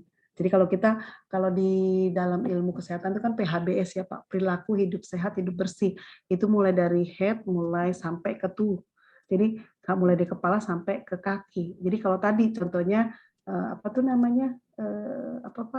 Kaki itu tadi penyakitnya apa Pak Asep? Kutu air gitu ya. Nah, itu kan karena kebersihan diri kita nggak baik. Jadi misalnya kan kita misalnya kita keluar ya, nggak menggunakan sendal ataupun kita kena air yang kotor di luar ya, tapi dia nggak mau cuci kaki, nggak mau dibersihkan pakai sabun, kemudian dikeringkan, nggak dilakukan itu. Mungkin dia hanya cuci kaki, kemudian cucinya juga hanya seperti itu dan airnya itu menjadi lembab dan akhirnya timbullah bakteri-bakteri atau kuman menyerang di sekitar itu. Nah, kemudian ya tadi kalau bisul itu kita harus misalkan kalau memang penyakit bisul gitu, kita juga harus lihat bahwa bisul ini penyebabnya karena apa. Ya tadi kebersihan diri juga ya, bisa tadinya awalnya mungkin ada luka kecil ya, kemudian mungkin dia tidur kasurnya mungkin maaf ya kasurnya mungkin nggak pernah dijemur atau nggak pernah diganti ya, atau juga dia bisa menggaruk-garuk dengan kuku yang kotor dan itu akhirnya timbul bakteri dan timbullah. Jadi sebetulnya pola hidup sehat, hidup bersih itu yang harus kita terapkan. Kemudian yang berikutnya yaitu tadi faktor nutrisi ya, sama dengan pertanyaan yang ada di kolom chat juga, semua penyakit ya yang membedakan berat ringannya yaitu tadi faktor kebersihan diri ya, kemudian dietnya ya, dan berikutnya ya pastinya kalau ada sudah mulai ada tanda-tanda gangguan tadi harus segera diatasi. Jadi jangan entarlah masih kecil, entarlah akhirnya kayak tadi kutu air makin merambat, bisul makin tumbuh di mana-mana. Nah seperti itu Pak Samsul. Oke Pak. Oke. Tadi masalah Bu, bisul yang berulang di tempat yang sama Bu. Artinya dia nanti ketika ada kasus yang nggak sama dia kembali lagi ke tempat. Iya. Itu apakah dulu bisul itu kan kalau menurut keterangan di masyarakat ada mata bisul itu, apa perlu dikeluarkan? Kalau bisul nggak ada mata. Ada matanya ya. Ya punya. Ya mungkin tadi Pak, sebenarnya infeksinya itu belum selesai. Ya seperti tadi yang saya bilang. Belum selesai. Ya, tadi proses implement. Jadi kumannya itu masih ada. Akhirnya dia kembali lagi pada saat kondisi imun lagi menurun, dia itu lagi, hidup lagi gitu loh orang bilang. Jadi orang bilang kumannya lagi tidur dulu, tapi habis itu dia bangun lagi. Makanya kalau untuk penyembuhan infeksi itu harus betul-betul, kalau di medis itu kan antibiotik harus habis kan gitu ya. Nah sama kalau bisul ini juga tadi, mungkin waktu perawatan bisulnya tadi absesnya tadi kita nggak selesai, mungkin tadi pusnya masih banyak ya, kemudian setelah kering ya sudah dibiarkan tidak diobati lagi, harus benar-benar sampai permukaan abses tadi itu sama dengan kondisi kulit kita yang sehat gitu ya.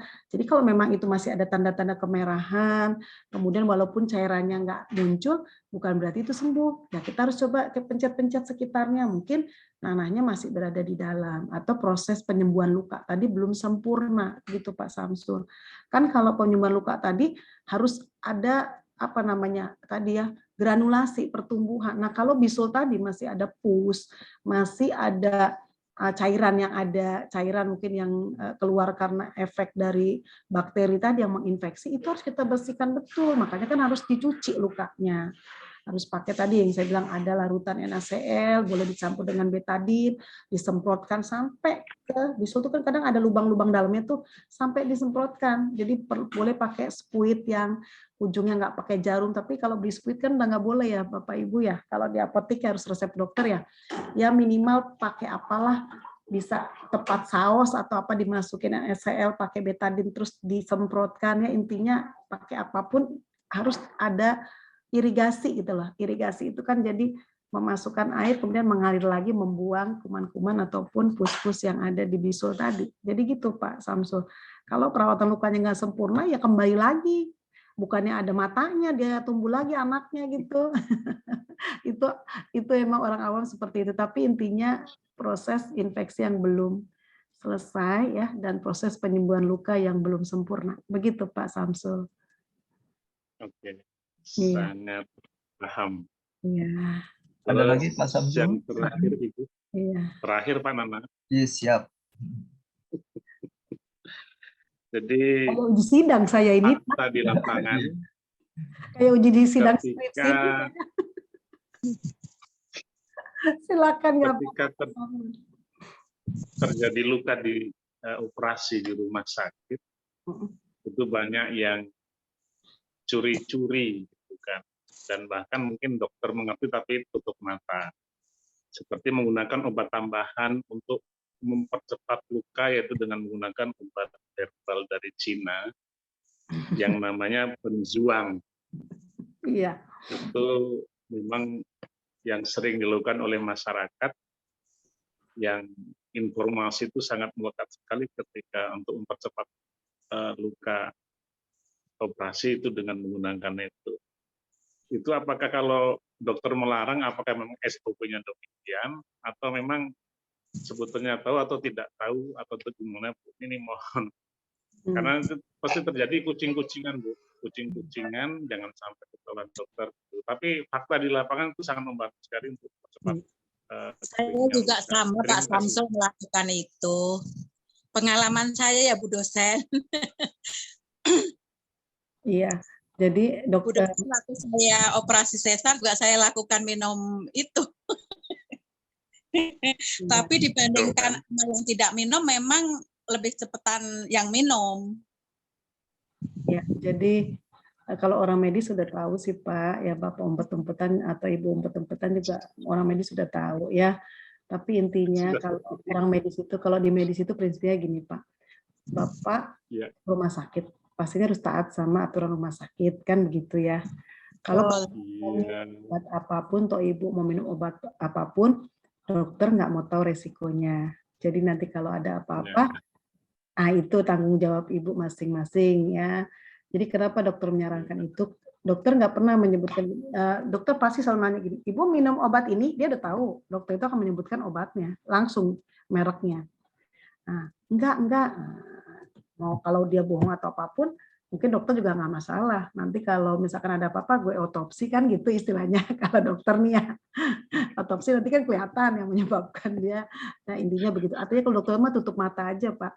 Yang penting kalau dokter, yang penting obat-obatan itu yang diminum antara di rumah sakit sama yang di luar itu tidak kan ada sifat obat itu saling bertentangan ya. Jadi secara kalau belajar di farmakologinya itu, jadi kerja obat itu jangan sampai bertentangan. Kalau bertentangan ini kan menyebabkan efek-efek yang tidak diinginkan karena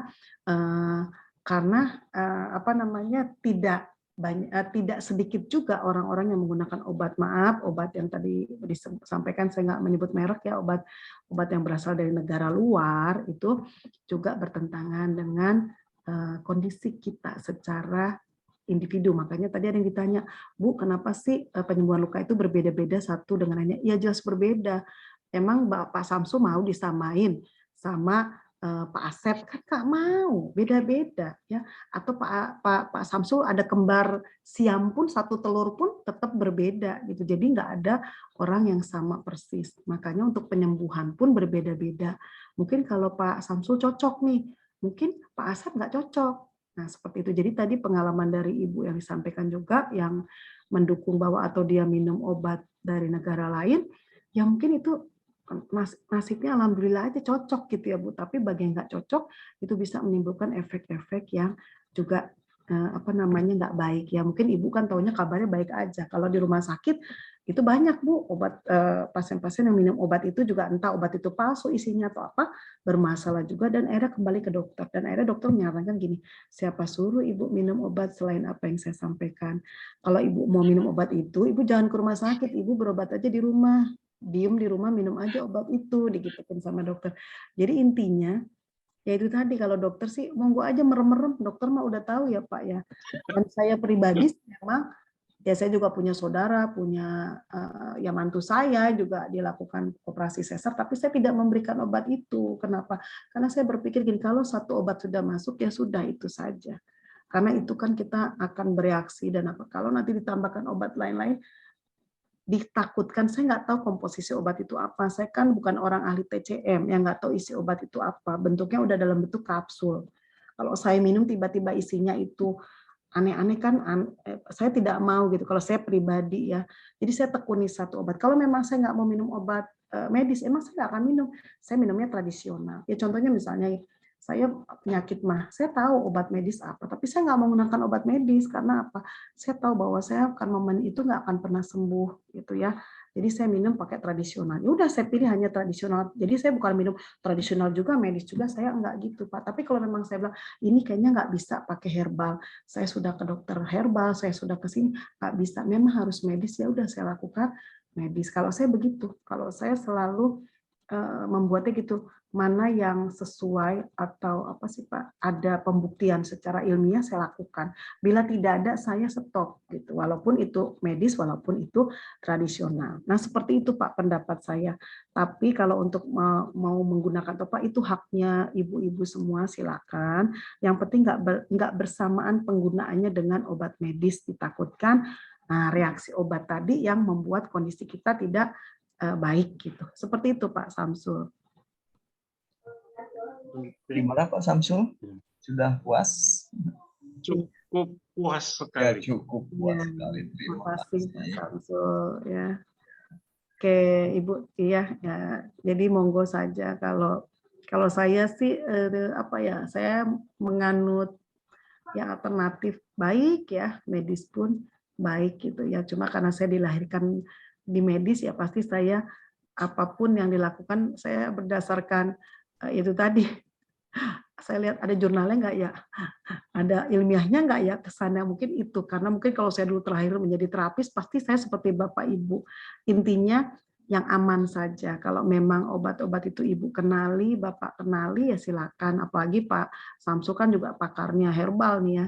Sama yang kita di TOT tadi, kemarin malam itu, minggu malam, itu juga ada pakarnya juga herbal ya. Nah beliau memang tahu persis ya kondisi apa sih namanya isi kandungan dari herbal yang digunakan ya nggak apa-apa karena memang sekarang kan ada dokter emang herbal ya jadi dokter umum meninggalkan medisnya dia menggunakan obat herbal ada jadi sudah banyak dokter-dokter yang memang menggunakan obat-obat herbal tapi dengan dia punya ramuannya itu memang sudah teruji ya melalui laboratorium klinik seperti itu jadi sah-sah aja kalau mau pakai yang penting obat tersebut sudah dijamin keamanannya dan sudah masuk badan POM, ya insya Allah sih aman-aman saja.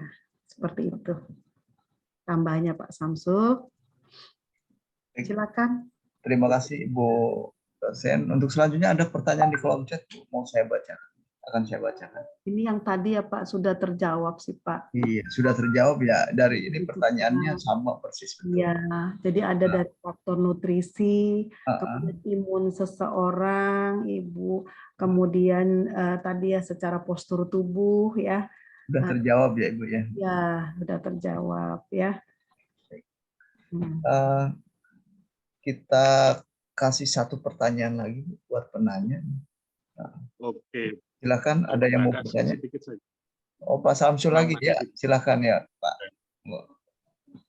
Jadi intinya sebetulnya apapun sakitnya, mau luka, mau apa, itu gerbang pertama karena imunnya rendah Bu ya. Ya, berarti harus kita selalu menjaga imun dalam tubuh supaya tetap prima. Iya, seperti Bapak tahu ya, mungkin kondisi terganas kita waktu pandemi COVID ya, yang ganas-ganasnya. Mungkin saya bertiga gitu ya merawat ibu saya dengan COVID yang cukup berat ya, yang harus masuk rumah sakit selama 14 hari dengan penggunaan alat-alat ya. Tapi di antara kami kebetulan saya yang tidak tertular. Nah, kalau Bapak pikirkan itu kenapa? Kan begitu ya. Padahal kita sama, minum vitamin yang sama, segala macam yang sama. Karena tadi kondisi imun kita. Nah, imun itu faktornya banyak yang mempengaruhi. Salah satunya stres. Nah, stres itu kan paling besar mempengaruhi perubahan-perubahan status imun kita, hormon, ya kan, dan sebagainya. Nah, makanya itu tadi selain status imun itu, ya memang faktor-faktor lainnya seperti tadi stres, kemudian penyakit, mungkin kita punya penyakit atau riwayat penyakit dahulu ya, kemudian kita punya riwayat alergi, mungkin kita punya riwayat lain itu mempengaruhi juga Pak Samsul.